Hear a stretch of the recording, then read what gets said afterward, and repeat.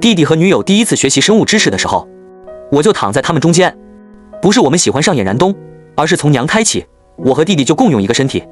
可我们谁也不服谁，婴儿时要抢着喝第一口奶，上学要争谁考第一。直到向暗恋的女孩表白时，女孩亲上了弟弟的脸颊。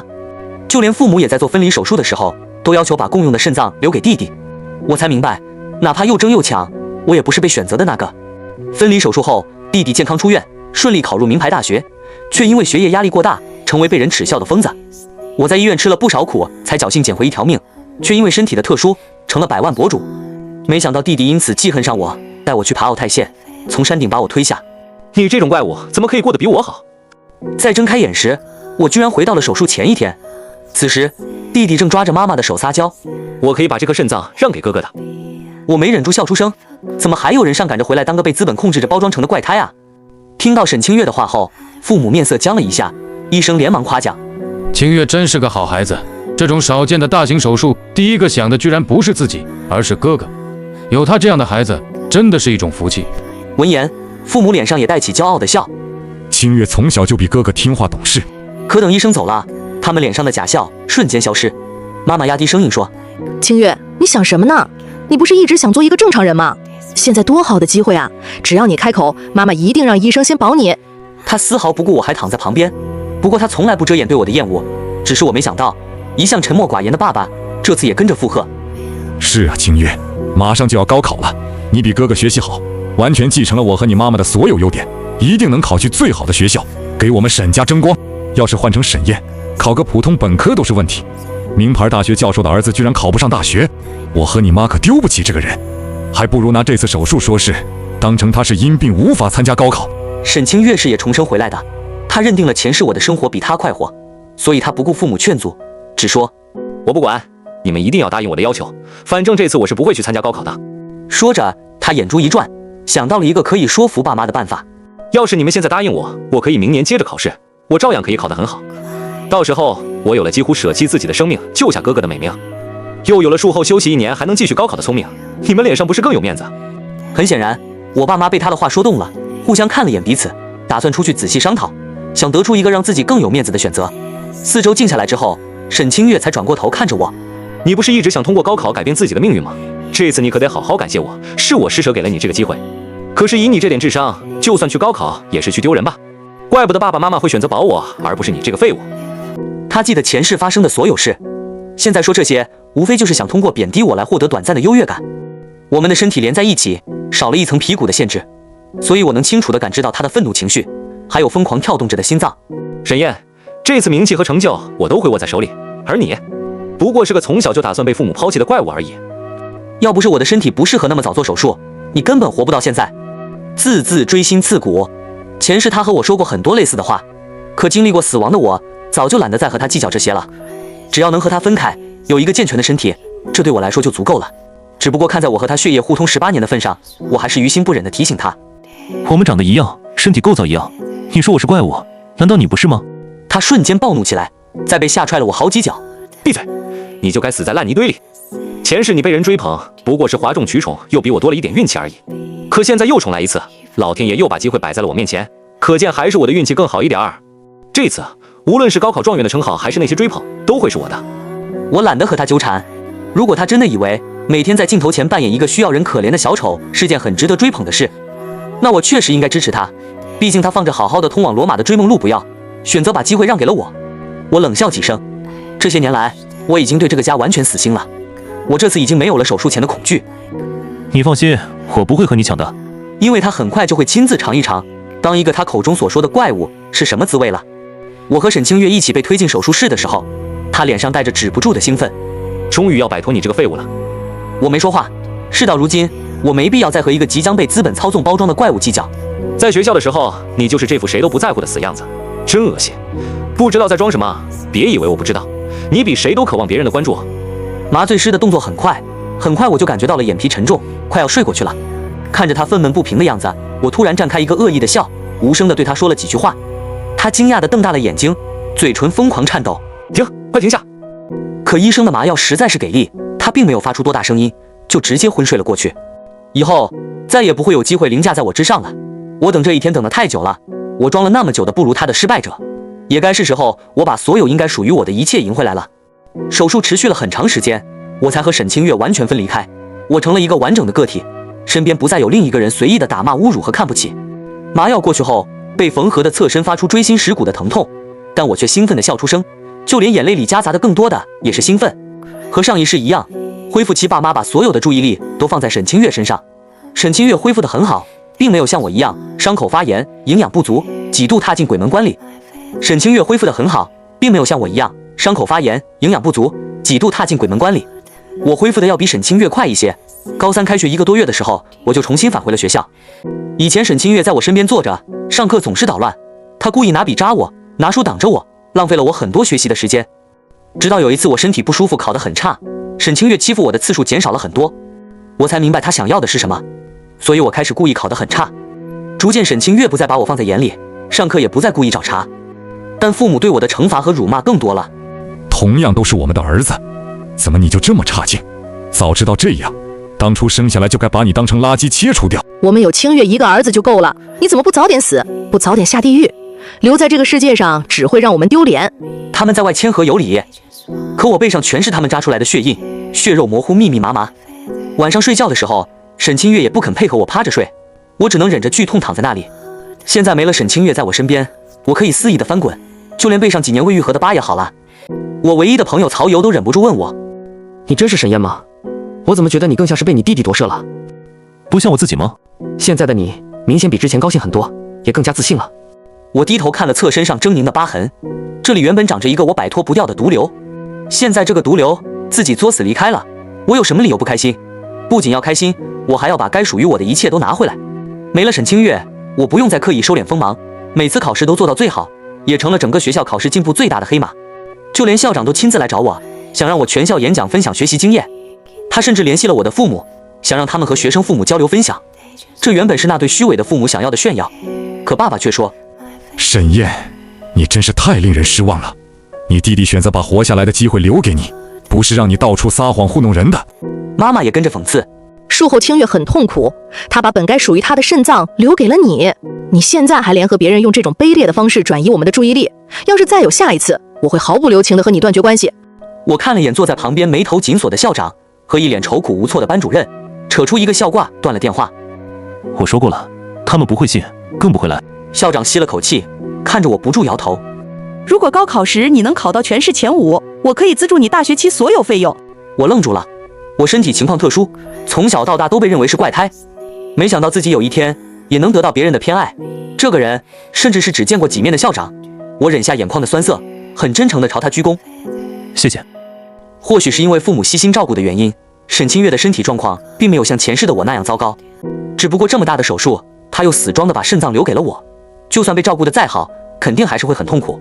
不过也正因为如此，他比前世的我更早地受到了媒体的关注。他实在太会演戏，对着镜头说出那句：“我想让哥哥像我一样，成为很优秀的人。”不少观众都被感动，什么最善良的弟弟，感动全国的病美人都落在他身上，简直是令人作呕。父母也因此接受了采访，对着镜头流下虚伪的眼泪。清月从小就很优秀，明明是弟弟却很照顾自己的哥哥，怕哥哥错过了这次就再也没有机会考上大学，所以才冒着死亡的危险，把机会留给了哥哥。周围的同学看了新闻，不住地对我发出指指点点的声音，但我已经死过一次，内心早就麻木了。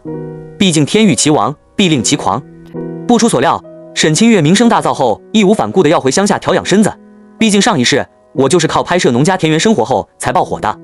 父母自然是极力劝阻，可他们自然是说不动已经下定决心的沈清月，只能把我叫回家。你看看你弟弟现在瘦了多少，还有他的胳膊，本该是漂漂亮亮完整的，都是因为你才缺了一块。我冷眼相看，我没逼他，这是他自己的选择。沈清月自然知道我为什么这么说，明明在他看来，他就是受益者，可现在还是装出一副可怜模样，红着眼眶对着父母说：“我以为我马上要走了，哥哥对我的态度会稍微缓解一些，可没想到……”他明明一点眼泪都没有，却还是假装吸了吸鼻子。算了，早知道这样，我不该强求你回来的。他当然想让我回来，因为他想让我亲眼看一看，以前属于我的风光和赞赏都落在他的身上。我在家里没有自己的屋子，以前是跟着沈清月睡的，现在我们做了分离手术，我就没了家。今晚还让哥哥和我一起睡吧，毕竟今天过后就很难再见到了。上一世就是如此。我回了乡下之后，他嫌弃乡下的环境差，又非常看不上我。直到我成为知名博主之后，他发了疯约我出来，我们才见了最后一面。只是我没想那一次害死了我。上一世的沈清月考上大学之后过得很是凄惨，她想要做出一番成绩，但能考到重点学校的人都是人才，她在一堆聪明人里一点都不显眼，可以说是资质平平。周围人拿奖金、竞赛保研、发表重要期刊，而她却突然间发现自己什么都做不好。她羡慕别人的成就，却又没有办法静下心来钻研。她三心二意，看别人拿奖她也要报名参加，看别人会才艺在学校晚会上表演，她也会立马去学。可惜她越是想用这种办法来吸引别人的目光，她越是做不好。而父母也接受不了她的平庸，给她的压力越来越大。以前是哄着劝着让她努力，但随着时间的推移，父母也像变了一个人一样，开始用尽一切办法，一定要让她做出一番建树。她为了保住自己就不存在的脸面，选择铤而走险，学术造假。可现在这个社会，她稍微造点假就被人查到了，负面新闻铺天盖地传来，她被压得喘不过气，几度想不开。而在那个时候，我在网络上爆火，父母又开始拿我和他做对比。他一直以来都看不起我，现在突然再次被比较起来，他居然被我踩在了脚下。这种变化成为了压倒他的最后一根稻草。他发了疯，想着死前也要拉我做垫背。他把自己所有不如愿的恨意都转移到了我的身上。这次他让我留下来，也不过是想用他之前尝过的那些辱骂来折磨我。上次你没参加过高考，应该不知道考题会出些什么吧？如果你现在跪下来求我的话，或许我可以帮帮你，稍微给你透几道题，让你不至于连大学都考不上。我正在搜集这个家里为数不多属于我的东西。我前几天请求校长申请了住校，今天以后我不会再回这个家了。我说不用了，你会的东西我也会。沈清月讽刺地笑出声，你就没出过全年级倒数第10名吗？沈清月，你别以为所有人都像你一样喜欢耍上不得台面的小聪明。我告诉你，你回乡下之后未必会有上辈子过得好。你少在这里恐吓我，上一次只是被你侥幸钻了空子而已，是老天爷都觉得你不配享受这些，所以又给了我一次机会。我直勾勾地盯着他的眼睛。你真的觉得是机会吗？你现在想想看，你真的能想起当年高考都考了些什么内容吗？我看到沈清月脸上的表情有一瞬间停滞，果然他和我一样，在某些关键节点所需要记下的内容都变得模糊了。让我们重活一次已经很开恩了，所以老天收去了我们本应该有的上帝视角。不过沈清月，我一直以为你挺聪明的，可没想到重来一次，你居然想去做个怪胎。时至如今，没必要再向他掩饰我的锋芒。我摆出嫌弃模样，知道吗？你真的很蠢。沈清月瞪大双眼，气个半死。他抓过一旁的东西摔在我身上。你以为你很厉害吗？重来一次，所有的一切都会是我的。我看着他露在外面的侧身，他的皮肉经过缝合之后，以一种狰狞的方式扭曲在一起，还没完全长好的伤口带着血色和惨白，像是发臭发烂的腐肉。你现在的模样真的很让人反胃。那我也告诉你，之前的所有考试都是我在让着你而已。不过看在你这么惨的份上，将来我可以邀请你一起享受我成功后的快乐。我就是在故意恶心他，要是我真的踩到他头上，他恐怕会立马发疯，哪有时间假装快乐？我对他的恶意太满，偏偏他现在又瘫在床上什么都做不了。看着他眼球突出的模样，我心里生出几分快意。你其实真的挺一般的，有时候好话听得太多了，你自己都忘了自己有多无用。我的话让他想起前世的碌碌无为，他的手狠狠捶在床板上。你就是嫉妒我。我利索收拾好自己的东西。那就等你真的成功了再说吧。我不想再在这里和他多待。你平常上卫生间应该挺不方便吧？应该也有几天没好好洗过澡了，异味挺大的，倒是和你的为人很般配，恶臭得很。他拿过一旁的东西拼命朝我砸过来发泄，动静很快就引来了等在外面的父母。沈清月见到他们就委屈地哭。哥哥，你说我现在身体残缺，伤疤也丑，他还诅咒我快点去死。话音刚落，母亲就忍不住冲上来将我推开，我撞在墙上，脑袋嗡嗡的阵痛。我怎么就生了你这么一个狠心又废物的儿子？父亲也冲上来拽着我的胳膊往外拉。现在就给我滚出去，以后不许再回这个家。从今天开始，我们没有你这个儿子，我们和你断绝关系。这正是我想要的。我压抑住内心的兴奋，背上书包转身就走。只要他们和我断绝关系，以后我的路上反而会平坦很多。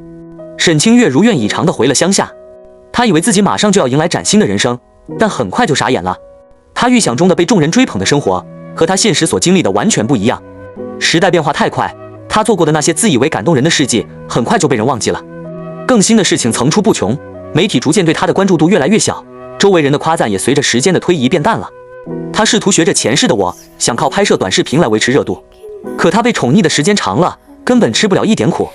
拍摄内容极其粗糙，有不少人都看出来她的强装，隔着屏幕劝她找个班上。沈清月只当什么都没看到，每天假装做农活，拍视频，等着公司找上门来和他签约。沈清月不愿意做的农活太多，就找爷爷奶奶去做，然后再掐头去尾的摆拍。可爷爷奶奶年纪大了，很快就受不了这祖宗到处撒野。在冬天下过第一场雪之后，奶奶因为被沈清月逼着去田里，在路上脚滑摔断了腰。哪怕卧病在床，生活不便，可沈清月还是不愿意放过他们，非得让他们继续配合拍摄。沈清月已经被网上的虚拟世界完全迷惑了，她变得比前世的她还要癫狂。见到自己好不容易积累起来的热度下降，比杀了她还难受。你们这两个老东西，别给我装蒜，快点继续帮我拍视频。要是因为你们导致我不能去大公司，我一定饶不了你们。两位老人实在受不了沈清月，打电话给母亲，让她快点把人带回去。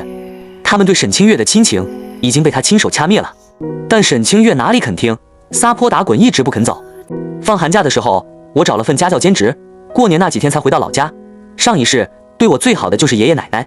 我一进门就看到瘸着腿站在那里颐指气使的沈清月，他厉声道：“还不快点扫，耽误了我的拍摄进度怎么办？真是废物！”爷爷踩在没化的雪地上，身形晃动，像是下一秒就会摔倒。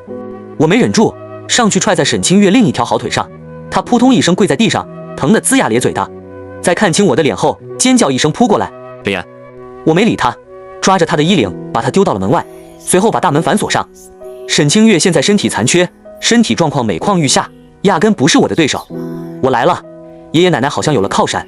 其实我早该来的，但我来了又走，沈清月肯定会更肆无忌惮。所以我去打工攒够了钱，想着来了就把爷爷奶奶带走。以后沈清月再撒野再发疯，也找不到任何人。沈清月在门外冻了一晚上，她拼命拍着门大骂：“沈燕，你这个混蛋，快点给我开门，不然我一定饶不了你！”她似乎忘了，就她现在走路都成困难的模样，怎么饶不了我？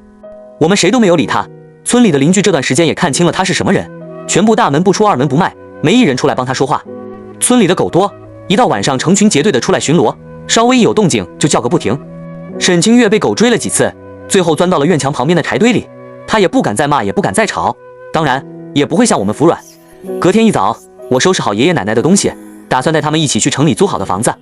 打开门之后，沈清月就狼狈地钻了出来，浑身上下都脏透了。不过她应该是冻着了，鼻涕流个不停，整个人也哆嗦得不像话。她没空和我多说，恶狠狠地瞪了我一眼后，钻进了卫生间。我背着奶奶离开这里，去了村头坐出租车。等沈清月解决好个人问题再出门的时候，这个家里只剩下她一个人，还有门口的几条狗。她不敢乱动，只哭着给父母打了电话。父母也早就对她有些不满，大少爷脾气，不愿意上学，每天抱着手机做些不切实际的梦。好几次沈清月闹的动静太大，连村里的人都忍不住打电话给他们。父母觉得没面子，对她的态度都冷淡了很多。但沈清月在他们两人眼中依旧是最能拿出手的那一个，他们不能不管，提议让沈清月先回城里过年。沈清月这次不端着了，连夜跑了回去，这下没让自己饿死。不过她也算是很有毅力，惨成这样了还没想着放弃。过完年又买了一批鸡鸭鹅养在院子里，弄得家里每天臭烘烘的。她咬着牙继续拍视频，但没人帮忙，她什么都做不好。网上的骂声更多了，说她摆拍，说她炒冷饭。不过骂声越大，她委屈痛苦的同时也因祸得福。当初找我签约的那家公司，趁着她这波黑红的热度，注意到了她。她是个乐意炫耀的拙，签完合同的当天晚上就给我打了电话：“以后你的风光全部都是我一个人的了。以我现在的成绩，能考到省前3，你觉得我该会稀罕那点东西吗？”沈清月的嘲笑声越来越大。就凭你，你是什么货色我还不清楚吗？你要是都能考省前3，我都能考全国第1。不与傻福计较，等过段时间你自己就会想办法来求我。说完，我根本不给他反驳的机会，立马挂断了电话。沈清月最近在我这里吃了不少亏，每次想过来炫耀都被我给堵了回去，每次反而把自己气个半死。时间长了，我竟然生出几分沈清月是我养的一只不听话的狗的感觉。每天在我面前犯贱，但我始终是他的主人，压根斗不过我。回过头才发现，我越来越不生气了，反而开始有点期待他再打电话过来。签订了合同之后，沈清月就以为自己的名字马上就能家喻户晓了，就连原本对他有些许冷淡的父母都重新变得热络起来，甚至提议要搬回老家和沈清月一起做这个账号。但公司不同意，说白了就是想突出沈清月的惨状。在通过视频画面中他有多努力积极，把他打造成一个为了哥哥奉献身体的一切，最后回乡下养病还要努力生活的正面形象。可这一切都是这家无良公司画的大饼。沈清月没开心几天就体会到了其中的痛苦，这家无良公司可不会给他喘息的机会，每天给他布置拍摄内容，全部都是一些引人可怜和同情的脏活累活。他做过大型手术，压根不适合这样劳累，可公司的目的是赚钱，可不会管他是死是活。沈清月性格很差，但为了能一直拥有名气，面对公司不合理的要求时变得唯唯诺诺。他这种扭曲的性格，让他被签约后的生活比前世的我还要惨上很多倍。爷爷奶奶都被我接到了城里颐养天年，乡下只剩沈清月一个人。为了赶拍摄进度，为了能持续输出内容，沈清月每天没日没夜的干活，有些工作已经完全超出了他一个身体残缺的病人所能承受的范围。更何况就算是伤口已经长好了，他的身体依旧很虚弱。在这种高强度的工作下，他很快就支撑不住倒下了。拍摄组的人嫌这里味道大，架好镜头之后就退了出去。反正如果他们不满意删内容的话，能反复要求沈清月去拍。因为沈清月的懂事开始让他们更加为所欲为，所以在他们听到沈清月倒地的声音后，非但没有人关心他，还在骂他让他小心一点，摔坏了东西他可赔不起。直到沈清月半个小时都没再发出动静，他们才不耐烦地进去查看。见人倒下了，才不紧不慢地叫了救护车。可在等医生来的时候，他们都嫌弃得厉害，谁都没有上前把他弄出来。检查结果是肺部感染，医生建议他留院观察治疗，毕竟他刚做过大型手术，身体还没完全恢复。可公司那里还有着数不尽的拍摄任务，他要是一停下来，就等同于违约。违约金对于现在的沈清月来说可是天价，父母看他的眼神都变得厌恶了起来。当初是你非要回乡下的，现在惹出这么大个麻烦，你自己来想办法来解决。这么一大笔钱，怕是把家底都掏空都赔不起。沈清月死过一次，虽然不爱惜自己的身体，但总归还是担心自己的小命。想了一晚上，终于想出一个对策，大不了就再次造势，把他生病的事说成是为了帮助家里减轻负担，是为了帮助哥哥圆梦做手术后而残留的后遗症。这是冷饭热炒，公司知道他搞这件事火过一次，思考了片刻，勉强答应了。父母被他这瞬息万变的处理方式弄得心里七上八下的，生怕他再出什么事，对他的态度也没之前热络了。沈清月看着他们的表现，心里也急得不像话，就等着记者来医院采访的时候能扳回一局。可没成想，他期盼已久的风头被我给抢走了。电视里播放着新闻，说的是连体婴儿做手术后不到1年，哥哥以优异的成绩拿下重点大学保送通知书。沈清月看到我的脸时，还以为是在做梦，连说了好几遍不可能。从那之后，他的生活发生了翻天覆地的变化，父母不再来医院看望他，对他的态度也变得冷淡了起来。他的冷饭并没有炒热，公司再次要求他赔付违约金。他试图打电话给父母，毕竟之前他在这2个虚伪的人面前可是有求必应，可他得到的只是无尽的挂断电话以及嫌弃。你怎么这么废物？就不能和你哥哥学一学？他最近这1年连生活费都没有找我们要，还自己参加竞赛拿了特等奖，现在保送了。你再看看你，瘸着条腿不说，还3天2头的生病，现在还摊上了这么大一个官司，你活着只会给家里添乱。早知道当初还不如死在手术台上。和前世一样，他们恶语相向的对象由我变成了沈清月。沈清月努力想要改变的结果，在这一刻都变成了颓然。他努力了这么久，却什么都没得到，这让他焦虑的抓狂。沈清月当晚强制要求出院，他想靠着继续拍摄来维持自己的热度，但他现在的身体状态，别说拍视频了，能好好的站在那里都成了问题。长期的精神压力让他急剧消瘦，站在那里格外害人。而与此同时，我又一次接受媒体采访，抢了他复出拍视频的风头。我决定放弃保送机会，我努力了这么长时间，还是想通过参加一次高考，给我自己一份满意的答卷。前世我错过了这个机会，这也是我的一个心结，所以这一次我只想好好把握住。因为热度加大，父母开始不要脸的找上门来，接受媒体采访，向他们分享是怎么教育出这么优秀的孩子。可我看着他们虚伪的笑，只觉得讽刺。我现在已经不会再像前世一样渴求父母的关爱了，我只想快一点和他们划清界限。于是我抢先一步说，因为弟弟身体不好，所以他们照顾弟弟更多一点。分离手术之后，他们就没再联系过我了。说完，我放了一段录音。当初我被沈清月叫回家里的时候，我趁着收拾东西的间隙打开了录音笔，里面他们咆哮着要把我赶出家门，怒骂我没用比不上弟弟的言语传开。记者们面面相觑，最后轰的一下炸开过来。他们维系了多年的体面，在这一刻全部毁于一旦。后知后觉的他们慌张地冲上来想要夺过我的手机，嘴里胡言乱语的解释，这是什么东西？你别开玩笑了，爸爸妈妈如果对你不好的话，怎么会让医生先在病床上保你呢？我不紧不慢地找到了下一条录音，里面的沈清月说，没错，我让医生把这些东西都留给你，是我想施舍给你的，因为这样的话我就能回到乡下卖惨，让网上那些蠢货能更可怜我，这样我就能一直享受生命。沈清月热度削减了这么久，这次终于再一次爆火。乡下的小路挤满了记者，可他这次却死死地关着门，不肯再把人放进来。村里的老人哪见过这阵仗，纷纷跑出来看热闹。记者们见采访不到沈清月，退而求其次采访村里那些大爷大妈。你们是不知道哟，这个沈清月打心眼里是个小坏蛋，爷爷奶奶都70多岁了，走路都不稳当，还得被他逼着干活拍视频。是哟，还好沈燕是个有出息的小孩，把他们2个接到城里去养病了。要是留下来，指不定会被沈清月折磨成什么样呢。沈清月所期待的一切都在这一刻化为了泡影。前世的他虽然痛苦，但比起我而言，最起码他有完整的身体。可这一次，他的贪婪，他的疯魔再次害了他，把他变得更加凄惨。父母彻底丢了面子，辞职之后灰溜溜地躲到了没人认识的地方。沈清月这次是真的一无所有了，他没办法再继续拍摄，等待他的只有高额的违约金，还有一具随时就可能垮掉的残败躯体。不过我或许该感谢他，正是因为他的贪心和愚蠢，我才能拥有正常人的生活，我才能满足我前世未达成的心愿，成功的参加高考。我在沈清月的压榨下收敛了这么久的锋芒，也是时候全部展现出来了。高考题目对我来说并不算难，考得还算轻松。成绩出来的那一天，我久违且难得的联系了沈清月，她似乎只剩下一口气，躲在乡下苟延残喘的活着。镜头中的她缩在脏乱的床上，旁边放着馊掉的饭菜，她的精神已经出现了问题。看到我现在变成这样，你满意了吗？我从心底点点头，还算满意。